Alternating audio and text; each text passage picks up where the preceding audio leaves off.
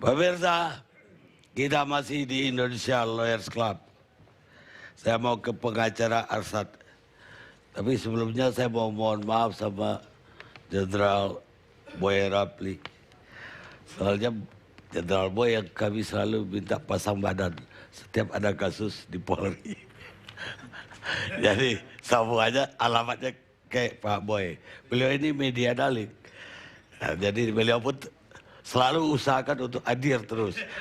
Walaupun harus pasang badan untuk seluruh jajaran Polri di seluruh Indonesia.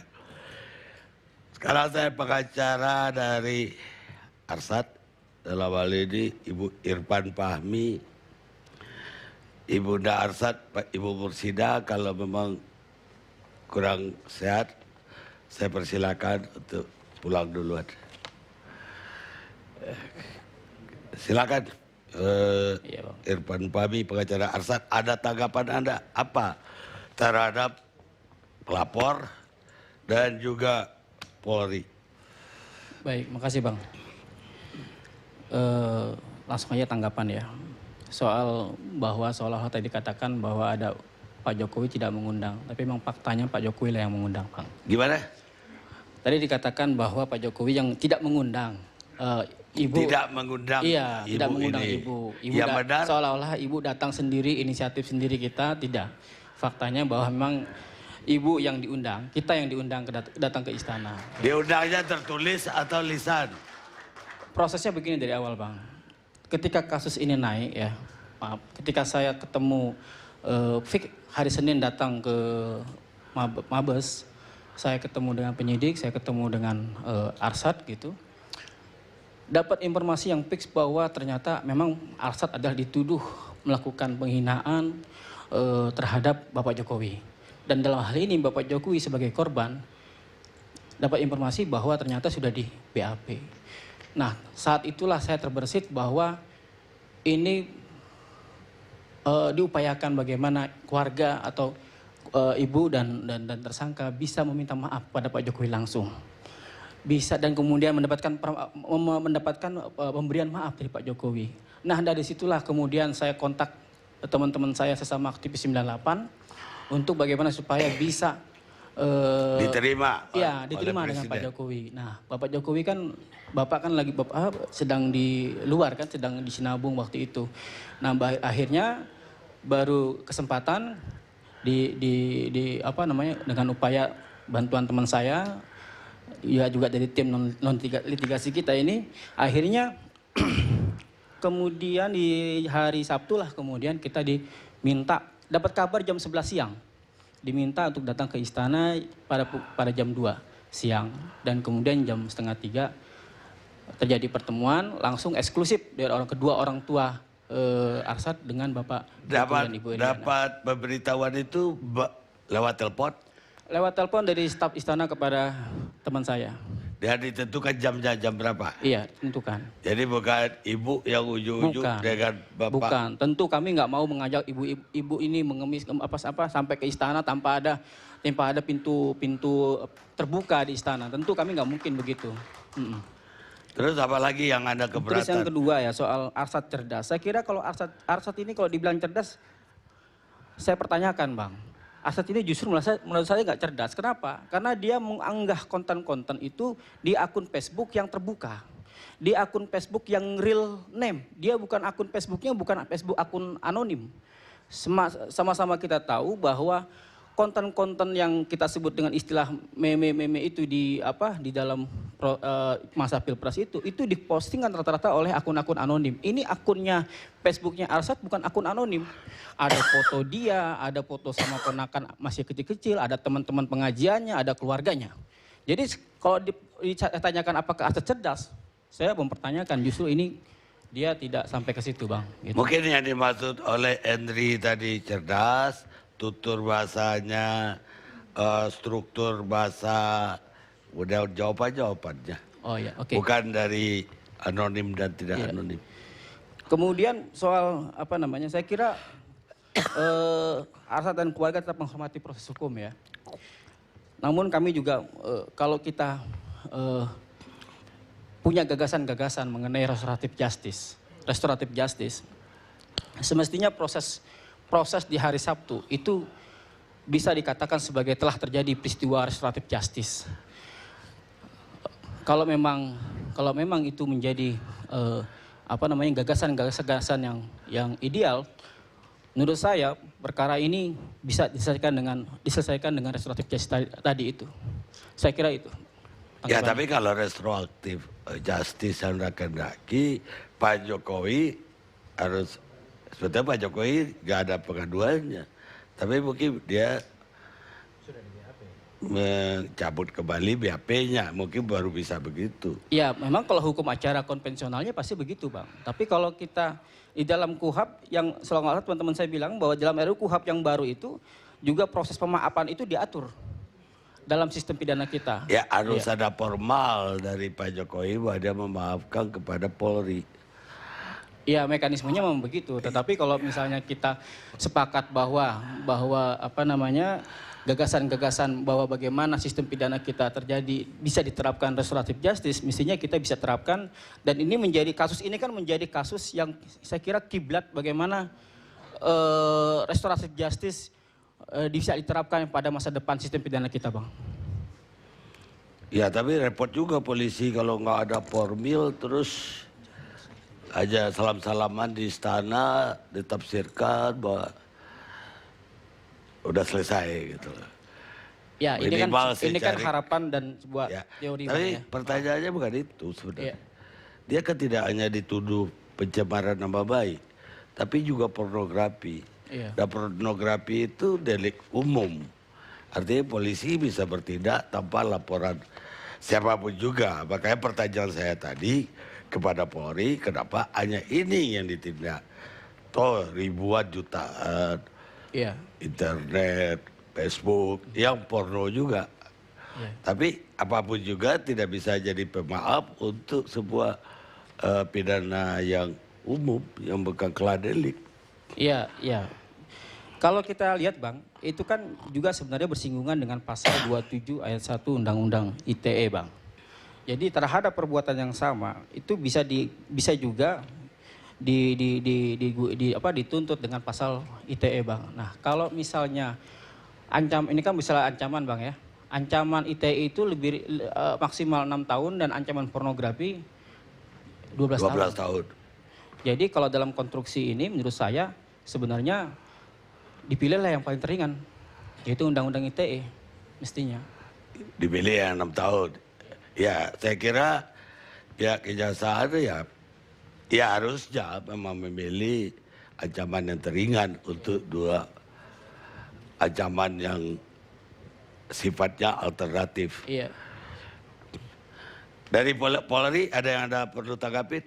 Ya kami menyatakan keluarga ya berterima kasih juga kepada Polri yang sudah memperlakukan dengan baik ya proses. Ya tentu keluarga menghormati proses hukum kalau memang itu akan berjalan ya. Dan tugas kami penasihat hukum meyakinkan dalam proses pembuktian bahwa tujuan pemidanaan dalam hal ini salah satunya terjadi penjeraan ya. Saya kira sudah terjadi dan tidak perlu lagi ada proses pemidanaan pada saat nanti proses persidangan. Tidak hanya penjeraan seseorang tujuan pidana, tapi juga agar orang lain tidak berbuat yang sama. Satu lagi, Bang. Ya. Tentunya kami dari awal memang tim penasihat hukum ya dan tim juga dibantu tim non litigasi ingin tetap bahwa kasus ini tidak ditarik ke ranah politik. Kenapa? Ingin menjaga case ini ya secara internal di tim kami tidak menjadi ranah politik ya. Terserah orang luar mau menafsirkannya menjadi ranah politik itu orang luar. Tapi tim di dalam menyatakan sudah siap untuk menjaga case ini tidak masuk ranah politik karena saya khawatir kasihan keluarga, kasihan juga Arsad begitu. Ya itu publik yang bisa memutuskan itu. Ya. Sekarang Fadlizon. Tadi Anda dianggap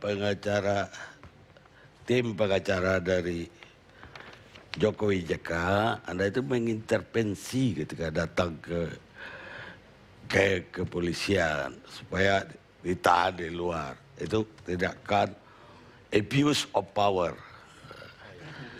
Baik, terima kasih Pak Karni. Saya tadi tidak mendengar komentar dari Pak Henry Yosodiningrat. Saya ulangi boleh? Enggak usah nanti. Tapi pada dasarnya ini adalah satu high profile case ya, yang sudah menjadi perhatian dari masyarakat. Dan saya kira karena ini sudah diulang-ulang juga di sejumlah televisi dan menjadi high profile case, apalagi kemudian ini ada satu konteks yang saya juga ikut terlibat di dalam konteks itu, yaitu apa? Konteks Pilpres. Di dalam konteks Pilpres itu ada dua kandidat, Prabowo dan Jokowi, gitu ya. Dan di situ tentu saja ada kerumunan juga, efek kerumunan ya. Kalau kita lihat dan sedikit flashback ya, itu banyak sekali ketika itu penghinaan, kemudian juga bullying terhadap kedua kandidat dari mungkin dari masing-masing pendukung. Dan saya kira ini adalah kemudian salah satu yang muncul ke permukaan adalah kasus yang Muhammad Arsad terkena ini, yang karena diangkat oleh televisi. Saya kira sebagai wakil rakyat saya ikut terpanggil, apalagi ini ada satu konteks di mana saya juga waktu itu menjadi tim dari yang mendukung Pak Prabowo Hatta. Ada apa? Kenapa orang yang dianggap menghina Pak Jokowi kemudian ditangkap dengan pasal yang begitu luar biasa berlapis dan dilaporkan oleh saudara Henry Yosodiningrat yang merupakan anggota dari partai yang membela Wong Cilik. Nah ini Wong Cilik kok bisa diperlakukan seperti ini, gitu ya. Jadi saya tergerak untuk melihat ini, jangan sampai justru ini dipolitisasi karena menghina saudara Jokowi kemudian dikriminalisasi. Kenapa yang membela Prabowo dan yang melakukan bullying terhadap Prabowo tidak diusut? Saya melaporkan ke polisi kurang lebih ada sekitar 5-6 kasus. Ya, 5-6 kasus yang saya laporkan sendiri. Ya, menyangkut termasuk masalah yang melakukan pencemaran terhadap saya di Semarang, katanya saya bagi-bagi uang, tapi diproses ternyata oleh pihak kepolisian. Ada beberapa kasus lain penghinaan yang dilakukan oleh saudara Alan Nairn kepada saudara Prabowo Subianto, begitu juga dengan Profesor Hermawan Sulistyo yang mengatakan Prabowo menggubuk SBY sampai bonyok-bonyok dan sebagainya itu sampai sekarang juga belum diproses. Ya, jadi ini adalah satu kasus yang ada konteks tertentu yang tidak bisa dipisahkan dari politik. Kalau masalah hukumnya, jadi saya datang ke situ, saya bicara dengan kawan-kawan di Komisi 3, ada baiknya ini diangkat, tapi ketika itu Komisi 3 baru terbentuk, jadi saya bilang kepada Ketua Komisi 3 yang baru terpilih, mereka baru mau melakukan rapat tuh hari-hari ini sebetulnya, tetapi ini kasusnya berjalan lebih cepat. Jadi saya datang ke sana sebetulnya ingin memastikan apa sih sesungguhnya yang terjadi. Jangan sampai terjadi kriminalisasi terhadap hukum dan kemudian hukum menjadi alat politik karena yang bersangkutan sekarang menjadi penguasa. Ya, jadi jangan sampai itu terjadi dan kita ingin memastikan itu. Oleh karena itu kemudian saya datang ke rumah Ibu Mursida. Saya kira itu juga sangat mendadak, impromptu ya, malam. Saya pikir kita datangin saja gitu ya. Dan saya kira kalau wakil rakyat datang kepada rakyat, itu tidak ada masalah, itu bukan abuse of power. Kalau ada masalah kasus-kasus seperti ini dan kita melakukan pembelaan, bahkan menunjang apa yang telah dilakukan oleh tim pengacara, yang saya juga baru kenal di sana, saya kira itu bagus-bagus saja. Ya, apalagi ini untuk membela kepentingan orang yang saya juga tidak kenal sama sekali gitu ya. Tetapi ini sudah menjadi high profile case. Kita ingin memastikan di sini tidak terjadi kriminalisasi terhadap Wong Cilik. Kita ingin memastikan tidak adanya hukum tidak menjadi alat politik dari penguasa, dan yang saya lakukan bukan intervensi. Saya nyatakan di situ tidak intervensi dan kemudian kita sama-sama kebetulan hari itu adalah hari untuk menjenguk. Ya. Bukan ada intervensi, bukan di rumah Ibu Mursida ini, tapi di Polri. Betul. Ada datang ke Polri. Ya, kita datang dari situ.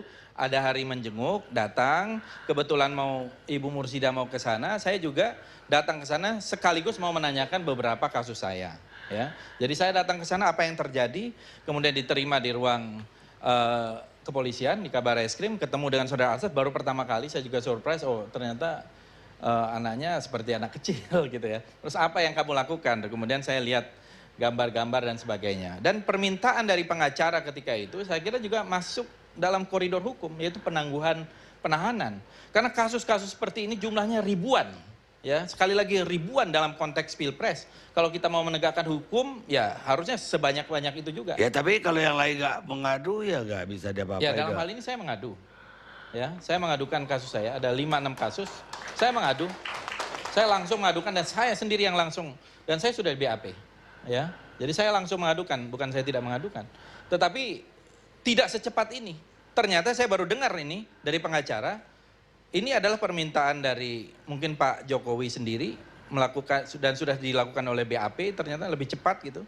Mungkin bahkan itu yang mungkin bisa berpotensi sebagai bentuk intervensi terhadap hukum. Apa? Kalau itu benar. Apa? Kalau itu di BAP kemudian meminta kasus ini dipercepat dan kemudian mengundang juga gitu ya. Itu satu hal. Kemudian iya. Pertemuan dengan Pak Jokowi itu perlu diklarifikasi. Oh iya. Apa klarifikasinya? Iya, bahwa kemudian kehadiran kita di sana kan ada proses, Bang Karni. Bahwa ini prosesnya 2-3 hari atas pertimbangan Pak Jokowi. Pertama, sebenarnya kenapa kami datang ke Presiden Republik Indonesia dalam hal ini Bapak Jokowi? Tentunya pertama karena kehadiran Bang Fadly John sendiri ke rumah ibu ini. Kami pikir kehadiran abang ini tidak kosong. Tentunya ada muatan di dalamnya. Kami takut gajah dan gajah berantem, semut yang diinjak-injak. Kasihan nih keluarga. Kalau kemudian ada pertarungan di atas, kemudian bisa diinjak-injak semutnya. Oleh karena itu, kami berpikir bagaimana kemudian keluarga ini bisa kita datangkan ke Jokowi, ada permintaan maaf. Lalu persoalan ini tertutup untuk hukum, tertutup untuk politik dan hukumlah yang harus berbicara di sini. Tidak lagi ada ranah politik. Baik. Karena kalau digeser Bang Karni, kita takut kemudian ada persoalan begini, hukum itu tidak lagi menjadi panglima di negara ini. Bahwa politik bisa mengintervensi hukumnya. Oleh karena itu kami yang ada di samping ibu ini adalah yang sedang membackupnya. Tim hukumnya adalah bagian legalnya Pak Irfan, saya non-leadnya. Saya yang kemudian menghitung antisipasi kalau kemudian ini dimainkan dari sisi politiknya dan lain sebagainya. Begitu kira-kira. Ya, jadi begini, Terima kasih. Benar, saya Baik. klarifikasi juga. Kehadiran saya di sana juga disambut dengan baik oleh keluarga, tidak ada masalah ya. Dan tidak ada usaha untuk mempolitisasi ini, untuk apa? Kita tidak ada gunanya, kita mau membantu, pure mau membantu. Karena ini ada uang cilik yang sudah menjadi high profile Pak case. Fadly dan Tuhan yang tahu, kita nggak tahu kalau persoalan. Iya, tapi justru yang saya herankan adalah kenapa kalau ini tidak menjadi ranah politik, kenapa tiba-tiba harus Anda mengusahakan bertemu dengan presiden? Anda ini membela di pihak siapa? Bukan. Persoalan ini kan sudah mulai agak dipolitisir nih. Anda ini membela keluarga atau iya. Anda sedang mempersiapkan satu pencitraan kepada presiden? Kemudian dari awal kita ada di sini. Jangan Bang Fadly yang baru-baru ada Anda di jangan sini. mempersiapkan pencitraan untuk Oh presiden. tidak. Tapi untuk apa? Tidak ada pencitraan. Kita datang kepada presiden saat itu sekaligus mau ngetes. Ini presiden benar nggak sesuai dengan janjinya? Anda yang minta atau Presiden yang diundang? pro-rakyat. Anda yang minta atau Bahwa diundang? kemudian ada prosesnya, Bang. Ya, Anda yang Kita minta atau minta diundang? untuk datang ke sana. Itu kita lobby 2-3 hari, kita cari dengan segala upaya untuk itu. Jadi Anda yang minta, keluarga yang kita meminta. lobby 2-3 hari bahwa kemudian ada pertimbangan dari Bapak Presiden. Tadi pengacara kita mengatakan diterima. diundang oleh presiden. Saya yang melakukan lobby itu. Karena itu urusan saya. Jadi Ini diundang bagian hukumnya. atau Anda yang meminta, ini dua hal yang berbeda. Saya yang melakukan lobby-lobby itu. Itu kerjaan saya. Saya non-leadnya. Bahwa kemudian bicara hukum ini Irfan. Begitu. Oh, jadi Anda memang yang meminta Betul. kepada presiden. Iya, kita minta supaya minta pengampunan oleh presiden. tidak. Bahwa kemudian keluarga ini datang karena merasa bersalah, datang kepada Pak Presiden, kemudian kita berharap dan Nah, sekaligus jadi tolong diklarifikasi, Anda diundang atau Anda mengundang? bahwa kemudian setelah proses panjang lobbynya, kemudian kita diundang Pak Presiden. Beda kalau kemudian Pak Presiden yang ngundang kita. Anda bilang 2 Dia hari. presiden loh, bukan. Saya datang hari Jumat loh. Kalau Anda Pak bilang Fadly John aja saya mau ketemu Bapak. Tidak ada Tentunya hubungan ada berarti proses sama saya panjang kan? untuk itu, gitu Berarti loh. tidak ada hubungan saya. Saya datang hari Jumat, ini terjadi hari Sabtu. Anda lobby sebelumnya 2-3 hari sebelumnya. Iya. Tidak ada hubungan dengan saya dong. Loh, bahwa kemudian kehadiran Bapak sebelumnya itu membuat kami khawatir. 1 hari sebelumnya, Bahwa Anda ini kemudian jangan ada mencela-mencela. opini publik. Jangan mencela-mencela. Iya. Saya datang hari Jumat. Iya. Presiden hari Sabtu. Anda Ya, bilang melobi bahwa presiden kemudian 2-3 hari sebelum Bapak sebelumnya. datang itu sudah bicara 1 hari sebelumnya di media soal mau datang ke rumah ibu ini, betul tidak? 1 hari. Satu hari sebelumnya. Iya, bukan 1 hari malamnya. Bahwa kemudian Bapak sudah persiapkan itu. Ya bukan, Anda Nah, ini saya ini menghitung bukan dari sisi hukumnya, tapi dari sisi politiknya. Kami tidak mau keluarga ini jadi korban gajah dengan gajah berantem, ini keluarga diinjak-injak gitu loh. Yang gajah siapa? Kalau sekelas Bapak datang untuk persoalan remeh-temeh begini. Ini kami bagi saya berpikir bukan persoalan sederhana. remeh. Ini persoalan Wong Cilik yang Kapasitas Pak dikriminalisasi. Fadli John itu adalah wakil ketua DPR RI. Tidak ada masalah. Gitu loh. Wakil ketua, anggota DPR, kalau ada rakyat yang Seharusnya membutuhkan Bapak dukungan, bicara kita bagaimana harus dengan bela. Harus warga Saya kira- Tanah Karo di Sinabung sana. di- Begitu loh. Harusnya bicara Kita bela, bagaimana kita bela. warga di NTT yang kita kekeringan. bela. Diskusi- Kita bela semua itu. Ini diskusi persoalan kita remeh-temeh. gitu. Ini tidak remeh-temeh, Bung. Ini Bahwa pasal kemudian berlapis ini dilakukan menjadi oleh besar, Presiden. karena Anda ini kemudian membela dipolitisir. yang bersangkutan atau Kita membela rea- Presiden? Membela yang bersangkutan. Kita ada di sisi.